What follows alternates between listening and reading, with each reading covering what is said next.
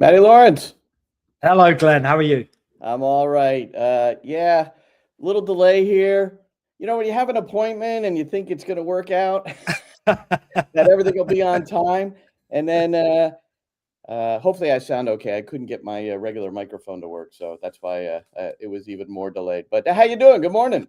No, firstly, let's start with I don't have one of those T-shirts yet. That's all. Exactly.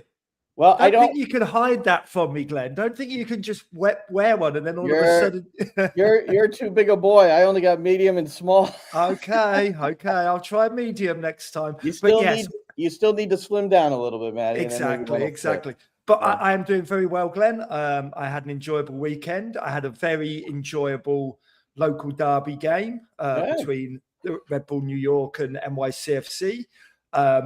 It wasn't the result, of course, that NYCFC wanted, because, of course, they want to win every single game. I thought it was a fair result. I thought that both teams were worthy of at least something. Yeah. I think it would. I totally think it would have been unfair if somebody had have gone away from that game the loser. I felt it was a good spectacle as a football game, as a contest, and it had a nice bit of physicality about it. I don't think it was worthy of quite all of the yellow cards, but I think it was a good game nonetheless. Yeah. So before we get to that one, there's more recent news which impacts Wednesday night. So now New York City's preparing for this U.S. Open Cup. It's a quarterfinal match against Columbus Crew. In fact, Pascal Janssen has a presser at 1:45 today, so I'll hop on that and see what he has to say about both the derby and what happened there, and then what's going to happen on Wednesday. But Laurent Courtois, who used to be the Columbus Crew 2 coach. In fact, he was coach of the year. They won the MLS Next Pro Championship 2022.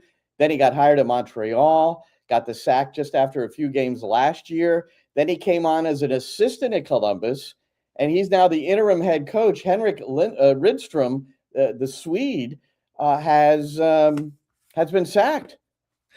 I thought it was really interesting in the last game against Columbus when you'd had a couple of text Matty, I'm going to go out and come back in, but keep talking about that because again, I'm having a little problem. But you keep going. You had a couple of text messages with Anton Tinnerholm about Rydström, and Tinnerholm said he was a wonderful human being. He was a wonderful coach, but people had to give him time. And they had to buy into his system, his style of play, and into his culture as well. And that came out of the sacking, Glenn, of Rydström just recently. I think it was the GM who announced, he said himself, which is quite strange, that there was a clash of cultures almost. And there was no buy-in from the players, from the dressing room into what the management wanted. And when you hire a guy, you would have thought that would have been already worked out, whether the culture fits or not.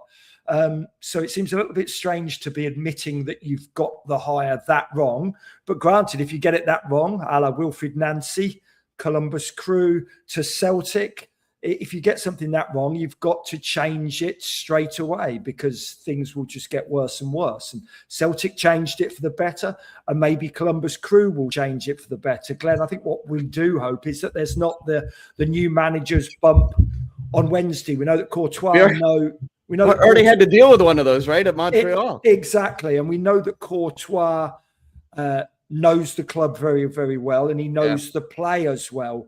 So I think from this buy-in, you never like to hear it that the players don't buy into a management, into a coaching philosophy, into a human being. But, you know, I've been coached by and managed by many, many managers. And I'd be lying if I said that I didn't buy into some of them. I didn't appreciate the way they managed. I tried my very best, don't get me wrong. But at certain points, if things aren't going well for you, you start questioning the manager. It's only natural as a human. You start questioning, well, is this the right way of doing it? We were doing it completely different way before, and we were winning all of our games or winning the majority of the games. Now we've changed everything up and we're losing. And I equated it with Wilfried Nancy going in at Celtic, Glenn. That's what happened there. He tried to change everything rapidly and it didn't work. They went back to Martin O'Neill again, and Martin O'Neill wins the league title over the weekend. So it is a shame. About that a little bit too.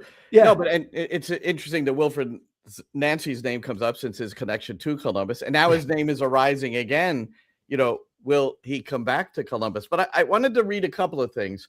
First, I want to reread something. Anton Tinnerholm played for him at Malmo, Henrik Lindstrom. Yeah, and I quoted that, Glenn. I don't know whether you said, but I said about your text. But if you can quote it specifically, I was paraphrasing. I didn't hear that part. I rebooted the computer, and I think everything's in place now. So you know how it works with this stuff.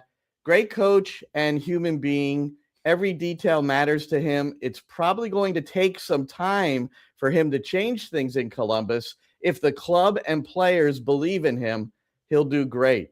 He loves ball possession, which I guess he had strayed from a little bit because they were just trying to get some results, which it was a little better recently. But then Issa Tall is the general manager. I thought these quotes were pretty interesting. He said, he told this to the Columbus Dispatch. It wasn't a match. And again, we're talking about Henrik Rydström, who was sacked yesterday by Columbus Crew after 14 games. Issa Tall. So I would say culturally, he wasn't a match, but we were grateful for what he brought to our team. Now we look forward to what's next.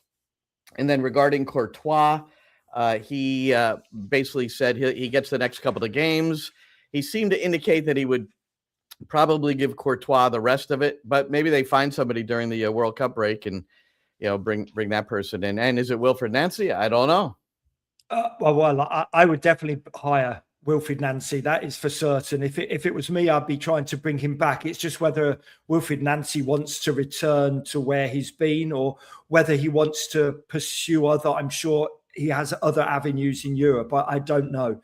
Wilfried Nancy will want to get back into the game, Glenn, I'd have thought, as quickly as possible. And that will mean post-World Cup, obviously. That will mean it's either the beginning of the season in Europe or it will be the beginning of the new season, let's say, or part B of the season in MLS.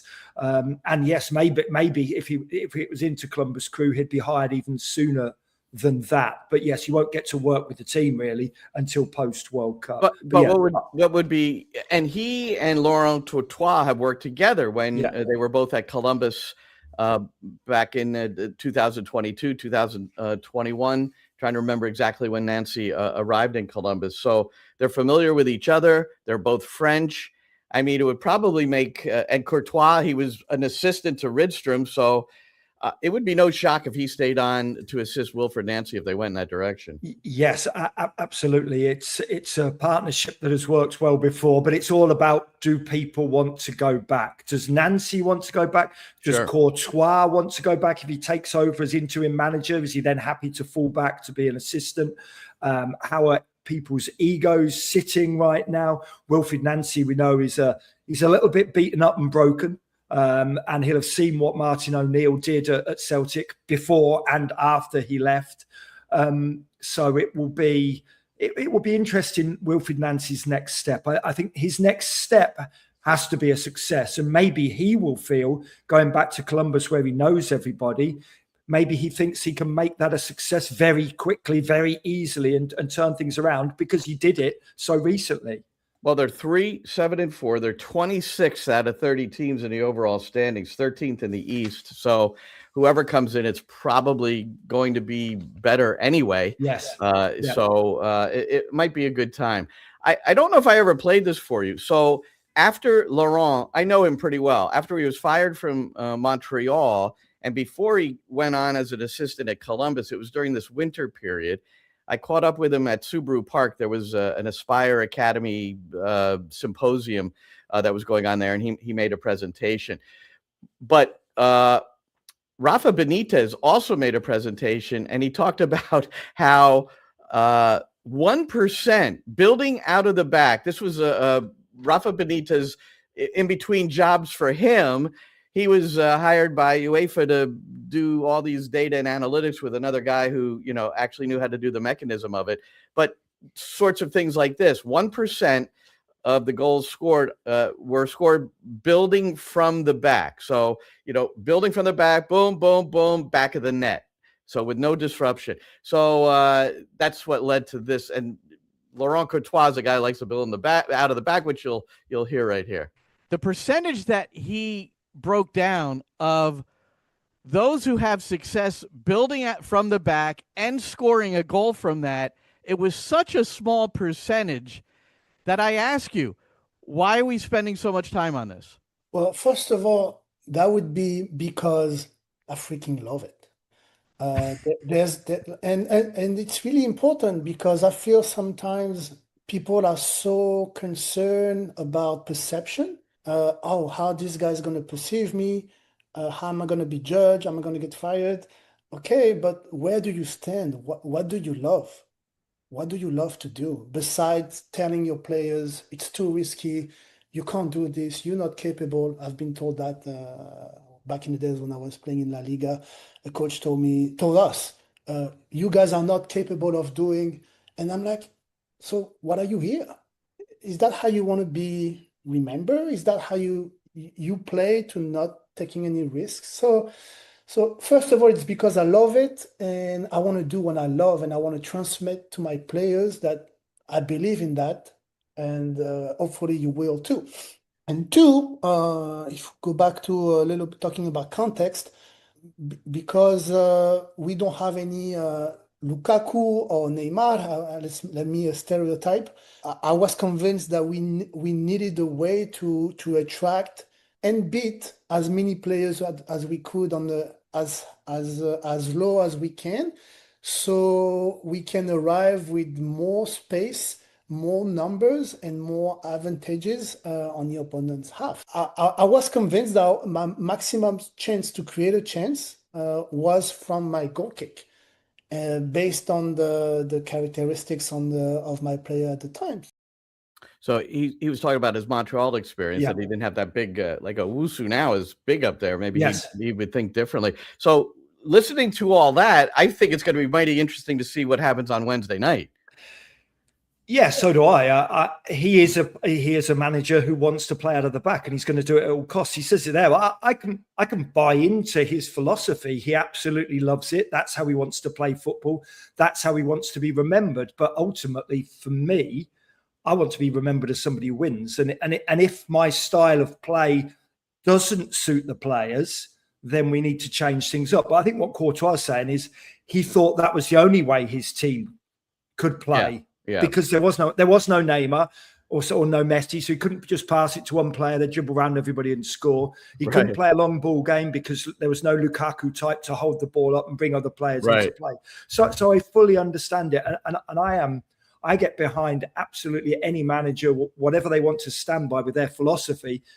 But I will also always say, if your philosophy isn't working, because eventually you find out your players aren't capable of doing it, you've got to come up with another option. There's got to be a plan B. And you might not have a Lukaku, so you can't play it long. You might have a Neymar, so you just pass it to him, let him dribble around everybody. But there has to be other options as well, Glenn. Football's not just plan A, plan B, plan C. There's then got to be a D, E, F, and G. Because if you're not successful at your footballing style ethos, you better come up with something else. Otherwise, you're a one-dimensional manager. All right, so we spent a lot of time on Columbus there, but that's the next opponent. And before we get to New York City FC, there were a couple of games last night at MLS. In particular, the opponent this weekend for New York City after the Open Cup game will be Nashville at Geodis Park, where Nashville has not lost this year in, I think, 6 games now. They're 5 wins and a draw at Geodis Park, including beating LAFC last night 3-2. Hani Mukhtar with a hat trick. He's had 5 hat tricks in MLS. He surpassed 100 goals with those hat tricks. He added one more. He has 101 now. His brace gave him 100 career goals for Nashville. So he's had a resurgence after, these last 2 years after what was a down 2024. But Matty, a special treat. I'm going to show you all 3 goals. I'm going to show everybody all 3 goals. And you'll notice that 2 of them are from set pieces. But here we go. We could talk over this. So this is the opening goal. The combination play in here, and this is, I think one of the BJ Callahan traits as a coach is what they do in the attacking third. And I think there'll be a couple of other views of this one. But this starts from, I believe one of their central defenders is the one carrying the ball in. There's BJ. And here we go. So initially carried in right there and then into the midfield. That's Mukhtar playing a 1-2 there. now playing a 1-2 with this youngster up top for them, and then finishing. And here are the set piece goals. Let's see what you think of these. We know that Mukhtar's a brilliant footballer. I think he should be plying his trade elsewhere. If I'm totally honest, I know he gets paid an awful lot of money at Nashville. I think maybe he should be testing himself somewhere else. I know he tried in Europe and it didn't work out, but he's absolutely magnificent. These 2 free kicks, they're almost unstoppable. And the first goal as well, just a quick feat he's got. And we cannot forget either that Sam Surridge is not playing. Sam Surridge is injured right now. He is their goal scorer. This is a terrific free kick. That's not quite top corner, but it's pretty close. That's for sure. But not just Surridge either. So Andy Nahar wasn't playing. He might be the very good player. One of the best right backs in the league. Yeah. Eddie Tagseth, who is that active midfielder who is very valuable because of he's just one of those guys, with that bite and gets forward, and he just has a personality that really fits. And even a bigger loss, perhaps, Patrick Yazbek also was out injured. So those are 4 really critical players to what they've been doing, and yet they still beat LAFC. So that shows you how good they are at home. I think first and foremost, I think it also shows you what a top quality squad they've got. Maybe it shows you the lackings of LAFC right now as well, their ability to be beaten. I know there's certainly some heat, it seems to be falling on Marc dos Santos there at LAFC, but Nashville are a very good team. BJ Callahan is a very good manager, and their results are proving it, even when they're suffering those injuries in the spine of the team. As you said, Surridge is a really clinical goal scorer at this level. I love Tagseth as well. I think he's a phenomenal player in the middle of midfield. Like he's a little ratty character in that middle of midfield. He just dogs about in there, and he will win tackles, and he keeps the ball very well. Yazbek equally a great player. So to do it without those guys, and Nahar, the fullback, who I'm with you, I think he's right up there with the best right backs in the league. Beating LAFC without those players is a real testament to the squad they've built and their togetherness as a whole squad, rather than just a starting 11. Yeah, so that's what they've got coming in to the weekend, New York City FC. So Nashville, by virtue of that win, also takes the overall lead in the MLS standings. 9 wins, only 1 loss, 3 draws. And so that's what's coming up. Inter Miami beat Portland last night 2-0. They got their first win at their new stadium in 5 tries. So there you go with that. Messi scored. How about that? And quelle surprise. Yeah, so interesting stuff. So now on to New York City FC. And I think we have to lead with Malachi Jones because, he has been, like Keaton Parks, the ability to come back from some really difficult rehab and surgery. And for Malachi, it was surgery, didn't take, had to have it done again. And you consider the amount of time he lost and, how he handled it psychologically. And same with Keaton Parks, that these guys can come back and perform at a high level. We've been waiting to see what Malachi could offer. We hadn't really seen it to the extent where he was really going to have an impact on the game until the Derby, right? I mean, it was a what do I have here? Here, let's first listen. I want your thoughts, but let's first hear from Pascal Janssen post game, because as we said on commentary in the first half, nothing really happened. Nico Fernandez-Marcao was absent, even though he was on the field.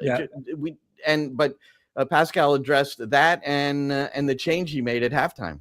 But the biggest threat of ours is the movement in behind, and there was none in the first half. So that's the simple reason why we made the changes, the change in during halftime.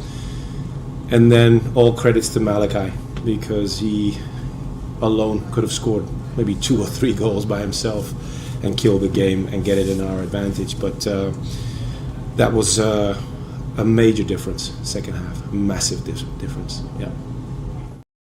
Yeah, so we've been saying that it appears Pascal Janssen really favors him based on what he's seen in training, maybe going to watch and scout the New York City FC 2 games where he's starting to get his fitness. But boy, and I've got to say to everyone, if you weren't listening to our commentary, I mean, Matty saw him warming up first before I did, and then we guessed probably for Hannes Wolf. That's what happened. And his pace on one side, Ojeda on the other, really changed the course of the game. Yeah, it did. And look, with those clips you just showed of Malachi Jones, it didn't show his initial impact on the game when he cut inside. Do you remember he cut inside from the left-hand side and fired it just over the crossbar? I went back and watched the game before we came on air here, Glenn. That was the 46th minute. He had only been on the field about 62 seconds when he cuts in from the left and smashes it over the crossbar. And it was a really good effort. It was rising. It wasn't going to hit the target, but it was very, very close. And it showed you that he has that ability and that confidence in himself. So there was that opportunity. And then there was the opportunity when Nico Cavallo did really well down the left-hand side in about the 80th minute, beat Keikel to the byline and whipped it back onto Malachi Jones's left foot, and he volleyed it a little bit wide. I think Horvath got a slight touch on it. I know the referee didn't give a goal kick. I think it was a corner, but I think it was still going wide. Yeah. But that's two other opportunities as well as the ones you showed. And so while I will never denigrate Malachi Jones for not scoring, certainly he had those opportunities. And on another day when he's a little bit more match fit and he's even got even more confidence, he'd knock home one or two, if not two or three, as Pascal Janssen said there as well. I thought the switch was brave from Pascal Janssen because Malachi Jones isn't match fit yet. We know that. To switch at half-time rather than waiting for that archetypal 55th minute or 60th minute substitution like managers seem to do. He did it straight away. And so not only should we credit Pascal Janssen, you then have to credit the player. Because if you make a substitution, all that you want is a positive effect. And Malachi Jones had a positive effect on the game from the 62nd second of him being on the field. That shows you how attuned he was. And we saw his warm-up. He was rigorously warming up at halftime for at least 5 to 10 minutes, doing a lot of high-intensity sprints. That's so important for me as well. So credit Malachi Jones and the coaching staff for that too. He was ready to go from the minute the second half whistle was blown. Not all substitutes are ready from the second they're on the pitch. He was. Interesting. And every game is different, right? So two matches ago, Hannes Wolf had a hat trick. MLS player of the match day or whatever. And now he gets subbed out at the 45-minute mark in the Hudson River Derby, a very important game for a lot of different reasons. And I would like to, I'm paraphrasing, but this is as close to a direct quote as possible. When during commentary again, I was talking to Matty about and Matty played back, either fullback or central defense his entire career professionally, many, many games. And I asked him, how difficult it is to play against someone that has a lot of pace versus maybe someone that doesn't. And you said immediately, well, I'd much rather mark Hannes Wolf than Malachi Jones. Yeah, absolutely. Every single game, I would rather mark Hannes Wolf because I would never be scared of getting running behind. And that's where the space was. They held such a high line, York Red Bulls, that it worked in the first half. Let's not forget how well it worked in the first half. Yeah. Because the technical players couldn't get in the game because the game was so compact. Hannes Wolf didn't get on the ball. Fernandez Macau, we didn't see him. That was as obsolete as we've seen him in 45 minutes of football throughout his whole NYCFC career. Maxi Morales didn't get particularly into the game. Ojeda didn't really get into the game because they squeezed the game and made it compact. What scares you? Pace in behind. Pascal Janssen said it there. Running in behind, that's where the space is. So yes, with Malachi Jones, I would have not scared. And yes, possibly I'd have been a little bit scared of his pace because if you get too tight to Malachi Jones, the ball then gets launched over your head and you get caught in a foot race with Malachi Jones and he's too quick for me. And then if you get worried about his pace, you stand off a little bit and you let him turn and then run at you with the ball. And Malachi Jones runs really quickly with the ball. So what all this says to me, Matty, and there's some breaking news here from Tom Bogert as another manager bites the dust in MLS and the sporting director. I suppose I'll just say it. Rodo Burrell, the former Man City guy, and Nico Estevez are out at Austin FC. So yesterday was Henrik Rydström for Columbus, and today Austin. They lost to Sporting KC. Boy, you lose to Sporting KC, you just lose your job apparently. But yes, or that was their most recent match, I think. Yeah, didn't they lose to? It was. Yeah. That was their most recent. So anyway, one. so back to I sometimes I think we overcomplicate which is simple. And in soccer, if you're playing someone who prefers compact and the press like Red Bull do, and how effective it was in the first half, stretching a team defensively, to me, it reminds me of American football. And it's good if I have a chance to ask the question today at the presser of Pascal Janssen, this is the one I'm going to ask, is that if you stretch a back line in American football, if you stretch the defense because you have a guy that's fast and can get behind them, you open up things in the middle, and now you're playing through the midfield when you couldn't in the first half. And that's precisely what happened. Yeah, the best teams I've played in, we used to just test the opposition in the opening 10 minutes. I know football's changed a little bit, but the first 10 minutes, it's put the ball into the channel over the fullbacks' heads and turn them. See how they defend when they're facing their own goal. See if we can open up space in behind. And then, as you say, and then you go short. We played with two very good wingers at Millwall specifically, I'm thinking here. And then you just feed the ball into the feet of the wingers because the fullbacks have dropped because they're worried about getting turned. Right. And then they spin and run at the fullbacks. It's a very simple philosophy. Yes, we complicate the game a little bit. But obviously, Pascal was looking for that in the first half. They'd have scouted Red Bulls. They knew that Red Bulls were going to be compact. So I would like to ask the question as well, what went wrong? Who wasn't engaging in those tactics? Was it the runs weren't on, or was it the defenders weren't? Because sometimes as a defender, you can put the ball into an area. You don't need a run. You put the ball into the area and you force your forwards to chase the ball and run after it and chase the fullbacks down. So why didn't it happen in the first half? Yes, partly the pace of Malachi Jones, but Ojeida's got pace. Fernandez Macau's got pace. Hannes Wolf has the ability to run diagonally in behind the two centre halves if he wants. So why did it not work in the first 45? And then again, you have to credit Pascal with immediately changing things at halftime, and he had instant results with Malachi Jones. Yeah, the unfortunate change that had to be made. Maxi Morales suffering a knee injury, apparently. No announcement from the club yet, so we hesitate to say the extent of it, but it didn't look good, stretchered off. And at the age of 39, I mean, the thing you ponder first is that it? You know, is this, were those the last minutes of professional soccer that Maxi Morales has played? But let's wait for the final analysis from the medical staff. Not sure when we'll hear something.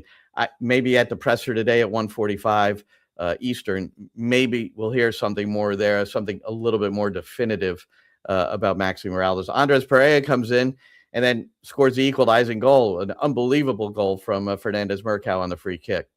Yeah, it was. It's all about the delivery, all about that delivery from Fernandez Mercado. And then, of course, the fact that Pereira gets into position. I don't know whether it was luck or judgment, something that was drawn up on the dressing room wall or the training ground. But he and Keaton Parks switch. Pereira and Keaton Parks switch. And Keaton Parks sort of falls back, leans back onto Mehmeti. And Mehmeti's supposed to be picking up Pereira. And Pereira just ghosts into the hole and then he flicks it on. So Keaton Parks is a large part of why that goal happened, why Pereira gets free. And then the little deft flicks. So often we see players really trying to head the ball, Glenn. He didn't try and head the ball. He was just redirecting it. He was just glancing it. He didn't throw his neck muscles at it. He just let it sort of graze off the top of the head to redirect it, because all the pace was on the delivery from Fernandez Macau. It was a wonderful goal. We know how hard Rob Vertughi and the squad of players and the coaching staff work on set pieces, and that's why. That is exactly why. And that's why Fernandez Macau will put 20, 30 balls down on the top of the penalty area and then on the corner flag, just to practice those types of delivery. Practice makes permanent, as they say. And we know that Fernandez Macau's got quality delivery, and I bet you he hones that craft as well. I bet he just doesn't rest on his laurels that he's got good delivery. I bet he's out there time and time again replicating that delivery into the box. It's top quality. Now, before there were any scores on the board, Matt Freese, for whatever might have been going on in that 7-game stretch where there were no wins, Now it's 2 wins and a draw, and he's been particularly sharp. And just want to play something from our commentary here. And that gives Nealis the chance to get it to Mehmeti. It's Forsberg. Forsberg, he finds Doncourt. He's in the area. Save, freeze! And headed clear by Kai Truin. New York City on it. They're trying to break with Hannes Wolf. What a ball from Forsberg to Doncourt. And then freeze off his line. And a terrific first touch from Doncourt as well. He gets the ball out in front of him, but just the speed with which Freeze comes off his line narrows down the angle, and it's a big left-handed save from Matt Freeze. Fantastic. First shot on goal. Freeze comes up with it. Yeah, first shot on goal for anyone in the game there. Yeah, for whatever misgivings some may have had, and I don't think we were in that camp as to whether Matt Freeze is number one for Mauricio Pochettino in the U.S. men. I think he's been far better than average in these last 3 games, and it's good to see that he's going to be. It would seem, unless something disastrous happens on Wednesday or on the weekend, that he's going to be sharp going into camp. Yeah, that save was top quality, and it's not so much about the save, it's about narrowing the angle, and it's about the quick feet. We know that goalkeepers do that quick feet movement, whether it's laterally, whether it's in and out. As it was there, it's a little bit lateral, it was a little bit moving forward. The first touch from Doncourt was superb because it takes Carvalho and Gustavo out of the game. But that first touch had to be quite heavy to beat the 2 men. And because it was a little, maybe not heavy, but because he had to take that touch to open the goal up, it allowed Freeze to come out. And I think it's the fact that Freeze anticipates the touch and then has the speed over those first few yards to come out. I said hand, it was a left-footed save in the end, but it's almost that Schmeichel-esque where you just make your body big. But you've got so close to the ball, you've narrowed down all the angles. You can't really dink it because he's got so close. Doncourt's not a natural finisher either, but the save is fantastic. But for me, it's all about the work before the save because he's got himself into that position. Well, here's Pascal Janssen after the match about Freeze and others. Matt Freeze showed he is one of the best of the league and kept us in the game in the first half, had a massive save in the second half as well. But Pepe brought us back into the match with that goal. That's what we needed. I think we deserved the goal also in the second half. But it was great to see Pepe back on the pitch a little too early because Maxi had to come off, and that's a loss obviously for the team. But how Pepe did his job today was impressive. Looking at the fact that he's still trying to get to the intensity of playing games again since he's been for a long time as well. Yeah, and if Maxi is out for a considerable amount of time, boy, the recruiting process during the summer for New York City FC, very interesting. They're thin on the right at the back. They're thin on the left at the back. They are thin in an attacking area where if you drop Fernandez Mercado into the 10, and Malachi Jones isn't quite fit, but even if he is, who's the 9? Who's the 9? The need for a 9 in this transfer window, I think, is even more pronounced after the injury to Maxi. Yes, and look, the assumption has to be that Maxi's out for quite a while. I'm not going to speculate any further than that, but a centre forward's a must. We've known that all season long. Even when things were going well, Glenn, at the beginning of the season, we knew that a number 9 was a must. We don't know about Alonso Martinez. Certainly, I don't know about Alonso Martinez when he can come back. He'll obviously have 2 months more to work on his rehab. So he has the potential to come back. But again, he won't be match fit.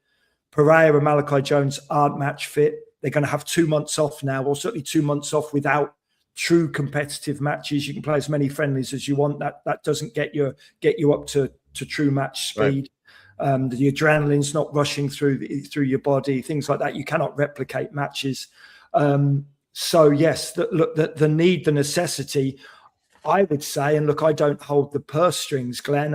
It's not my money, but you would want at least 3 players in if Maxi Morales is seriously injured.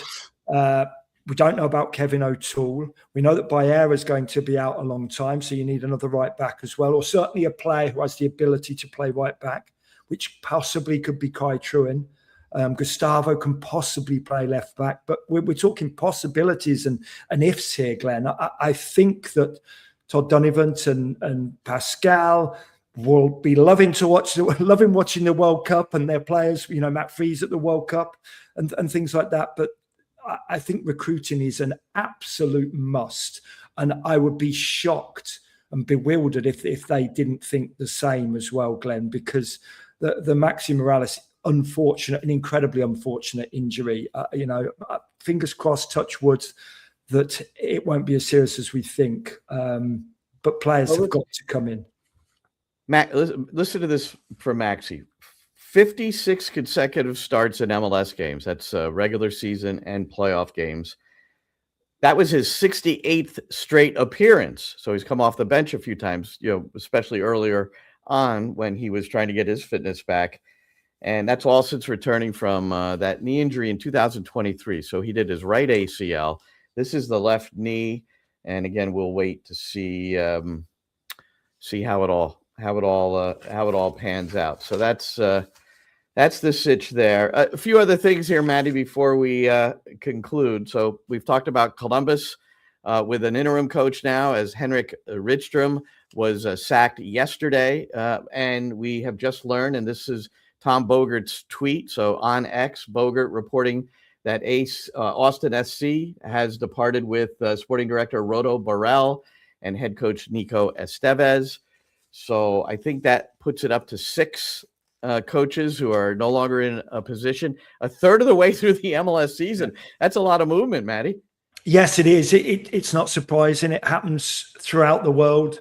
It's a results business. And if you lose against the worst teams in MLS, which SKC undoubtedly are, one of the worst right now, then yes, you pay for that with your job. I think I saw a quote from Nico Estevez as well, almost bemoaning what had gone on in the previous years at Austin. I think it was, and I hope I'm not misquoting, so I won't quote. But I thought I read that he had said that, he's paying the price of the troubles that have happened over the last few years, and that means you're then blaming other people as well. And things come to a sticky end when you start pushing the blame or making excuses elsewhere. Yeah, it's as we've always said, it's a rough job, and it is a rough job. You're going to get sacked at some point. You are going to get sacked if you're a football manager. He's part of that. He's part of that Greg Berhalter coaching tree. Now Berhalter's got Chicago in third place in the East. They won at Montreal 2-0. We mentioned this in commentary because it was before we got off the air. Hugo Kuiper is scoring in his 10th consecutive MLS game, Matty, and apparently 2 others have done it. So he's the third MLS player to do that. He's got 13 goals to lead the Golden Boot race, and they still want Robert Lewandowski, which I understand that. Lewandowski is good for a goal a game, and Berhalter is quoted as saying that he could see them both playing together. So that's a 4-4-2, I would imagine, and that's a pretty interesting proposition. But Lewandowski will probably have more than one suitor, don't you think? Yes, he definitely will. I think it would be a shame if he went to Chicago from Chicago's point of view, because things are going so well for them. And you look, if you're now going to play with 2 up front, who are you going to drop then? You're dropping Zinkernagel? Who are you going to drop? I know. You're changing the philosophy. I guess you play the wings out of maybe they play wings out of a 4-4-2. Possibly. But I like everything that's going on at Chicago. But yes, also Lewandowski is a wonderful player. But again, it's just another of these retiring players who's coming over for a last payday, a last swan song. I'm not saying that he's not going to try, but they've tried it before at Chicago Fire. It didn't work too well with Schweinsteiger or Shaqiri. I know they're different types of players. It would be, but he's like, and then you got Antoine Griezmann, big going away party for him at Athletic. And now he's coming to Orlando, and they're moving in a better direction now, Orlando. But still, you wonder what these guys will do in MLS. My feeling is they will both score goals, those two, I think. Well, they've got the ability to, but you've got to play to their strengths. Lewandowski and Kuipers are definitely not the same player. And Kuipers is just having so much success. You just feel it would feel strange for me that you've got this winning formula and now you're going to change it just for one person. You might be changing your system. There's no way. You're either going to play with Kuipers and Lewandowski together and you're changing your system, or you're dropping Kuipers, your man who's just scored 10 goals on the trot. So, it will be interesting to see how that pans out, if he goes there, of course. Chicago's in 4th place. So it's New England in 3rd. Chicago's in 4th. New England came back and later won their game. New York City's in 5th. And we talked about Nashville on 30 points, is top of the MLS table. Vancouver and San Jose, each with 29. All right, Charlotte beat Toronto 3-1. Robin Fraser, the Toronto coach, said afterwards of referee Alan Chapman, he called the officiating magical and mystical. I mean, when I come in and I get 5 text messages from random people around the country, and the first thing they say is, what do the referees have against TFC? I don't really know. So that was the post-game quote there. Tim Ream was rested by Charlotte, maybe because their swan song before the World Cup break against New England is Tim Ream bobblehead day. So, he wants to be well rested for bobblehead day. So New England 2, Minnesota 1. James Rodriguez departs after 5 games, and I don't know how many minutes he played. The club, this is from the Designated Podcast. I haven't listened to these guys, but they get credit. The club reportedly signed him for a league minimum of $180,000 as a handshake deal for him to train for the World Cup. So that was the plan. So if that's what they got, and then maybe that's why Minnesota doesn't seem upset that he's leaving. I mean, they seem to understand exactly how it was going to go. Yeah, absolutely. It didn't go particularly well, but it might for them as a team for what he produced. But maybe they knew what was coming. Maybe they knew that it was more about fitness and trying to get a modicum of match fitness. Because yes, he certainly hasn't. He didn't change anything at Minnesota, and off he goes. We assume he has assurances he's going to be in the Colombian national squad, whatever. Because he certainly hasn't done enough in the last few months, if not the last 12 months, to be in a national team squad, whoever it is, whether it's Colombia or Curacao or Haiti or whoever. He's not played enough football. He hasn't warranted being in there, but he must have had assurances. All right. Sporting KC 2, Austin 1. Yes, I've got that here. I had that right. And that's back-to-back wins for the first time since the summer of 2024 for Sporting KC. That's crazy. Yeah.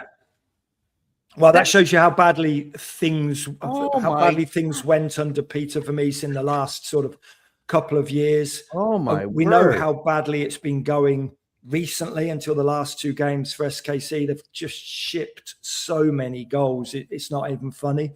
But maybe they're hitting on a little bit of a formula now.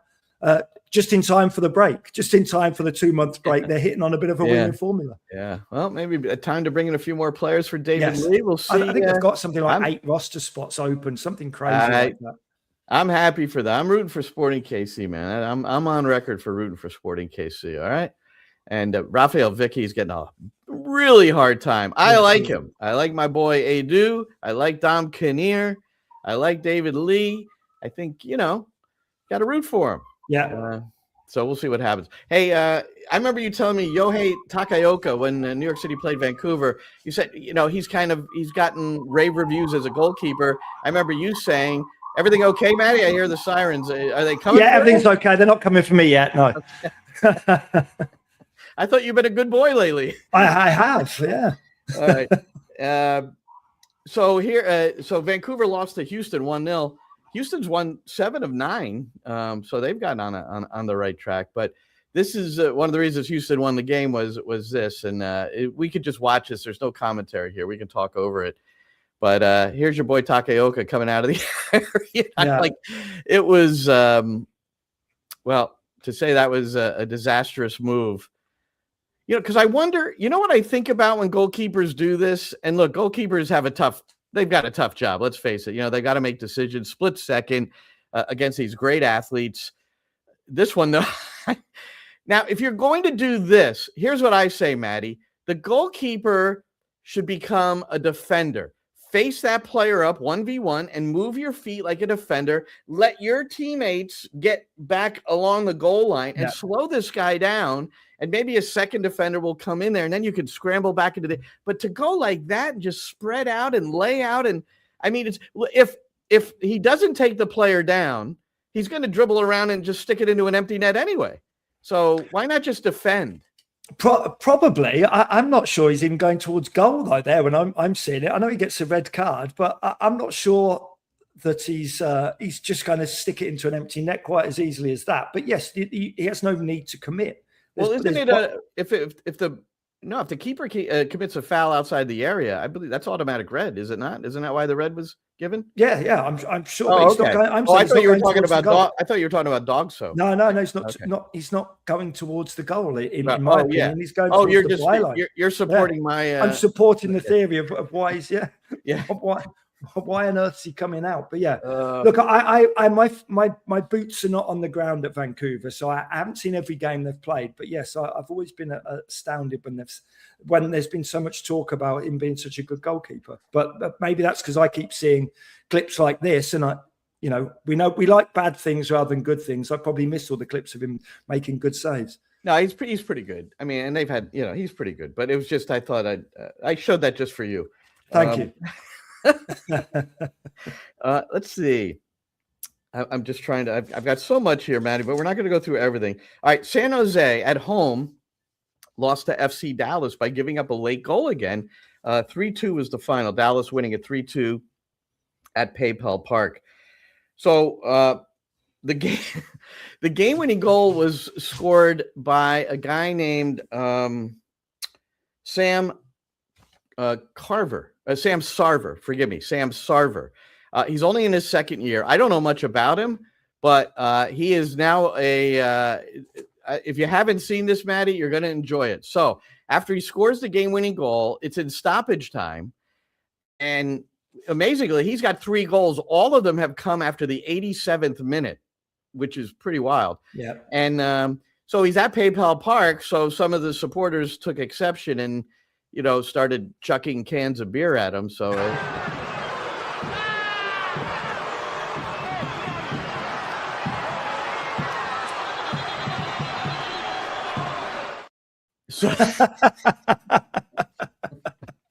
hold it one more time.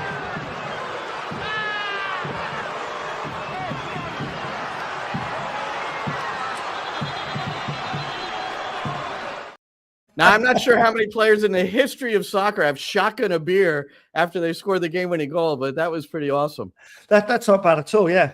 Some nice advertising for Modelo as well, right there. Yes. Yeah. Hopefully it wasn't laced with anything, but... Yeah, exactly. Yeah. Hopefully they didn't,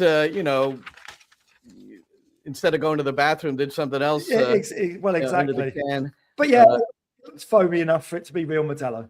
Yeah, it looked pretty legit. Unbelievable. Scottish Premiership. Just briefly on this, but so Celtic wins. Celtic breaks Hearts. That's the headline everywhere. They beat Hearts 3-1. Hearts was trying to win the SPL for the first time since 1960. John Muller, who's a friend of the program, he has a great puts out MLS Daily on the email, and he's an analyst and formerly worked for the outfield. His quote was, "Send Wilfred Nancy his medal." That was what he felt. But there was a certain amount of controversy because when the third goal was scored, the game had not yet reached full time. But assistant coaches, players, and then supporters just stormed the field. The referee claimed he blew the final whistle. As of now, no final whistle has been heard on anything that has been reviewed. So I don't know if anything can happen. I'm sure nothing will happen. But the game actually, it seems, had not ended.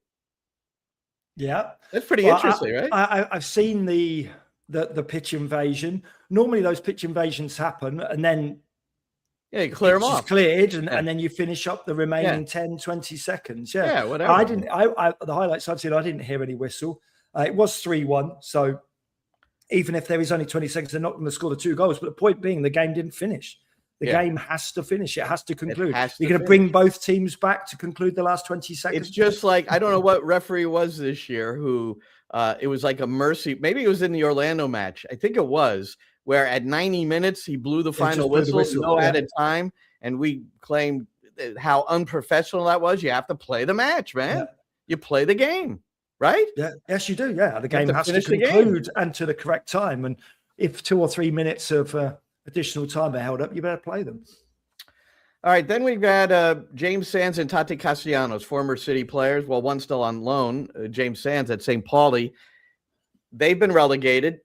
So you wonder what might happen in Sands' life. And then, although West Ham has not yet been relegated, they lost their match over the weekend, and Tati Castellanos at West Ham. So what happens to Castellanos if West Ham goes down to the championship? I do want to, John Rojas, our friend, posted this, Maddie, and this, just watch that. This is the goal he scored in the 3-1 loss yesterday.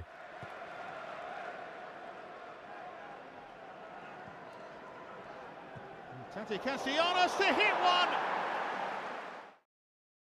That was pretty Not good. bad. Not bad. Yeah, I love those types of instinctive finish. You knew where the goalkeeper was. You knew the keeper was off his line. That's a terrific finish. But yes, a tough place to play and win is St. James's Park, right? it really is. Yeah, I've played there a few times. I don't think I've won, that's for sure. But Castellanos is a good player. We talked about it a little bit. I think West Ham are going to go down. I wonder what type of clauses Castellanos has got in. There's no way that he will get a decrease in wages. How about back to New York City FC? Well, that would be good as well. But I don't think that NYCFC would be paying his wages right now after the Lazio and West Ham move. I'm sure he's doing just okay. Yeah.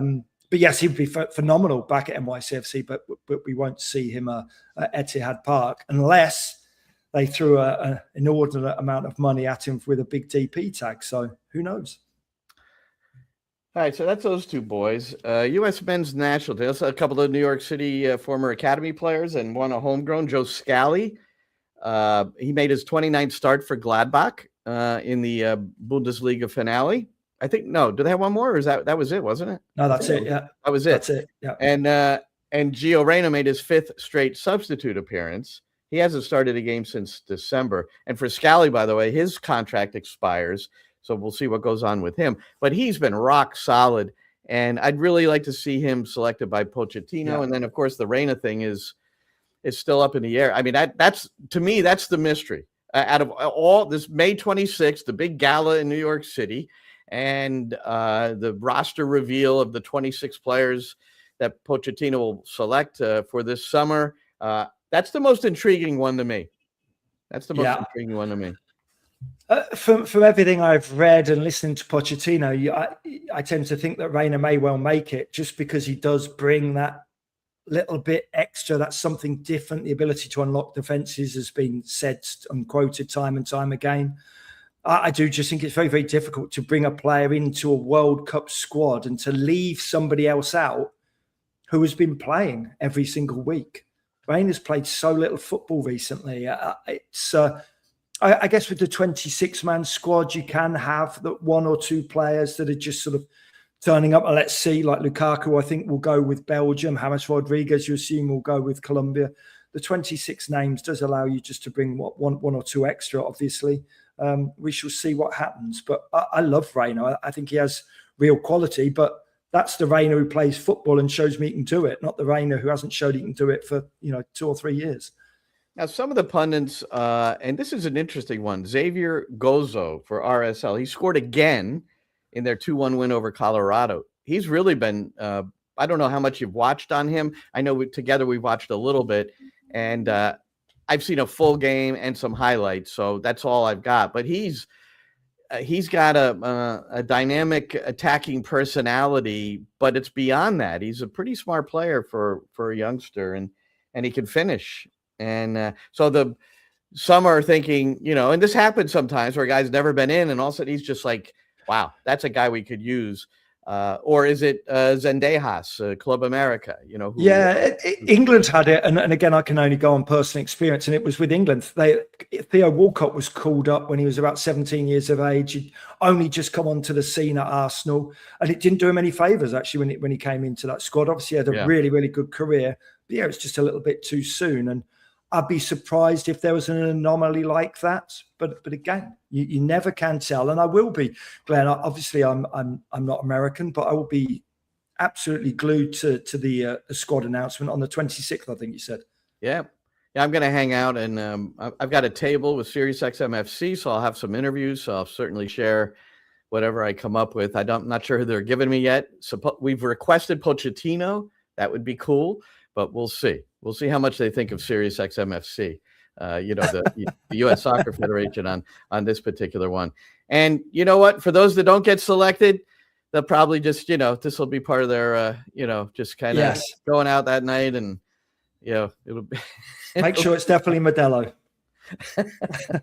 I guess we're also pushing Modelo here. I know, yeah.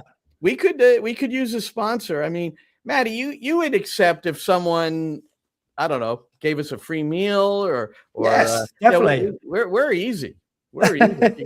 We're easily bought, Glenn. We're easily bought. Yeah. So we're doing this every Monday at 11 a.m. live, and then I'll replay it later. And hopefully you're having some fun with us here too. World Cup, since we're talking about that, here's another World Cup transportation story. It never ends, man. So you got the New York Knickerbockers, who could well get to the NBA final. I mean, that's certainly within the possibilities, especially the Detroit was upset by Cleveland Cavaliers. So supposedly Cleveland is easier opponent, so we'll see.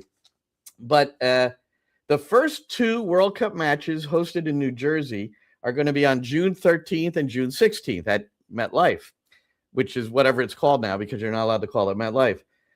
That same day, those same days, I should say, are games 5 and 6 of the NBA Finals. So right now, as of this moment, if you don't have a World Cup ticket, you're not allowed to go on a train at Penn Station to get to New Jersey or vice versa. To get it, like for those who might want to get into the Knick game. So they're going to have to come up with a whole new something. So it just gets more and more, and it's down to $98. So hey, the bargain basement now, for the round trip.